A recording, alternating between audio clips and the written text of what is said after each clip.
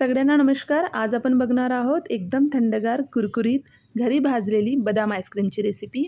ही recipe अगदी सोपी आहे, जास्त वेळ लागणार नाही। चला तर मग जास्त वेळ न घेता रेसिपीला सुरुवात करूया। बदाम आईस्क्रीम बनवण्यासाठी एका भांड्यामध्ये 1 वाटीपर्यंत दूध घालायचं आहे। दूध हे एकदम प्युअर पाहिजे, यामध्ये बिलकुल पाणी मिक्स केलेला नसावा।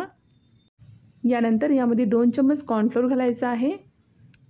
आता चमचेनं दुधामध्ये कॉर्नफ्लोअरला चांगल्या प्रकारे मिक्स करून घ्यायचं आहे, जेणेकरून गुठळ्या राहणार नाही।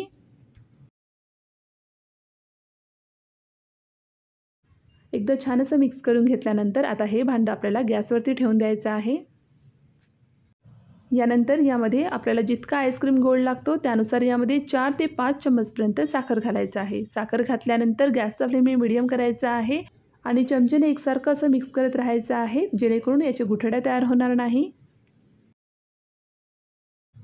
8 ते 10 मिनिटांनंतर तुम्ही बघू शकता दूध हे घट्टसर तयार होत आहे। तर दूध हे अशा पद्धतीने घट्ट तयार झाल्यानंतर इथे आपल्याला गॅसचा फ्लेम बंद करायचा आहे। आता हे भांडं देखील बाजूला काढून ठेवायचं आहे आणि हे घट्टसर तयार झालेला दूध पूर्णपणे थंड करून घ्यायचं आहे। पूर्णपणे थंड झाल्यावरती एका डब्यामध्ये काढून घ्यायचं आहे। त्यावरती झाकण लावून फ्रीजमध्ये 1 तासासाठी ठेवून देऊ। जर आपल्याकडे वेळ असेल तर हे आपण फ्रीजमध्ये 2 तासासाठी सुद्धा ठेवून देऊ शकतो। तोपर्यंत दुसरीकडे बदामला छान असं भाजून घेणार आहोत। इथे मी जवळपास 30 ते 35 बदाम हे छोट्या आकारामध्ये कट करून घेतले आहे। आता हे बदामचे तुकडे कमी गॅसवरती पॅनमध्ये छान असं भाजून घ्यायचं आहे। हे बदामचे तुकडे कमी गॅसवरतीच भाजायचे आहे, जेणेकरून ते कुरकुरीत असं तयार होणार। इथे मी पाव चम्मचपर्यंत तूप घालत आहे। तुपामध्ये बदाम हे छान असं भाजून घेणार आहोत। तर तुम्ही इथे बघू शकता बदाम हे छान असं भाजले गेले आहेत, एकदम कुरकुरीत असं तयार झालेले आहेत। आता हे एका वाटीमध्ये काढून घेऊ। आता हे बदाम पूर्णपणे थंड होण्यासाठी ठेवून देऊ।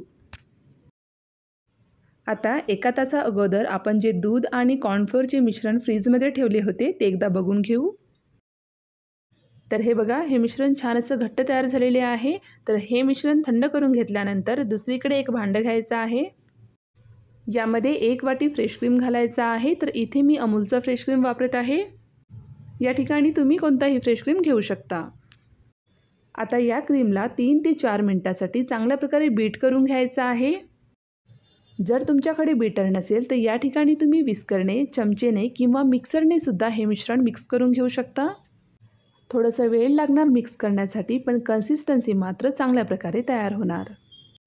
3 ते 4 मिनिटं बीट करून घेतल्यानंतर याआधी आपण फ्रीजमध्ये थंड होण्यासाठी दूध आणि कॉर्नफ्लोअर मिश्रण ठेवले होते ते यामध्ये घालायचं आहे।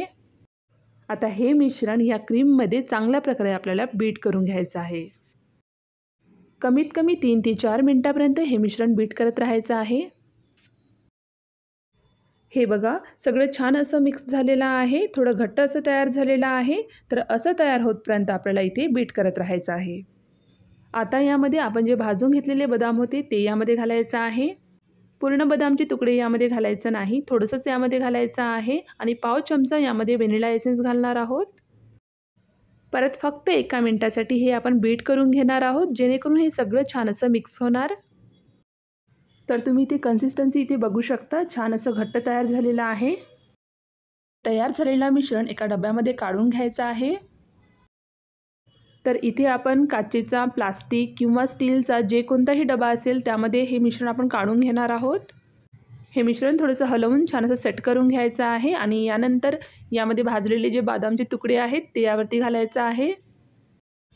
आता या डब्याच्या वरील भागाला आपण कव्हर करून घेणार आहोत। तर प्लास्टिकने किंवा ॲल्युमिनियम फॉइलने याला आपण कव्हर करून घेऊ, जेणेकरून आतमध्ये पाणी जाणार नाही आणि यावरती झाकण लावून डीप फ्रीजमध्ये 9 ते 10 तासासाठी ठेवून द्यायचं आहे, किंवा रात्रभर जरी ठेवलं तरी चालेल।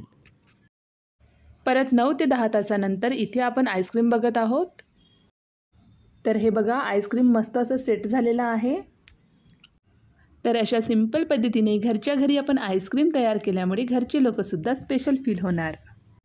तर या उन्हाळ्यात नक्कीच हे आईस्क्रीम ट्राय करून बघा। ट्राय करून बघितल्यानंतर तुम्हाला माझी ही रेसिपी कशी वाटली मला कमेंट्समध्ये सांगायला विसरू नका।